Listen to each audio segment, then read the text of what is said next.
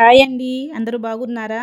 బయట చూసారండి ఎండలు ఎంత ఎక్కువగా ఉన్నాయో, అందుకని పిల్లలైతే చల్లగా ఏదైనా తాగాలనిపిస్తుందని చెప్పి అడిగారండి. ఇంక నేనైతే పిల్లల కోసం మా వారు తెచ్చిన బత్తాయిలుంటే, ఇలా బత్తాయి జ్యూస్ అయితే ప్రిపేర్ చేస్తున్నానండి. ఈ బత్తాయి జ్యూస్ హెల్త్‌కి చాలా మంచిదండి. ఈ జ్యూస్ తీసుకోవటం వల్ల యూరిన్ ఇన్ఫెక్షన్ అనేది తగ్గుతుందండి. ఇంక నేనైతే ఈ జ్యూస్ కోసం ఒక 4, 5 కాయలు తీసుకున్నాను. ఈ కాయల్లో జ్యూస్ కూడా బాగుందండి.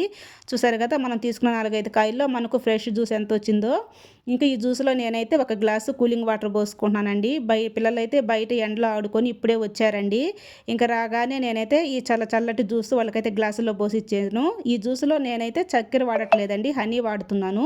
హనీ అంటే పిల్లలకి చాలా ఇష్టం. అందుకని చెప్పేసి హనీ ఏసేసి, కొన్ని ఐస్ క్యూబ్స్ అయితే ఏసేసి పిల్లలకైతే ఇచ్చేసానండి. పిల్లలిద్దరూ, నేను, ముగ్గురం అయితే తాగేసాము.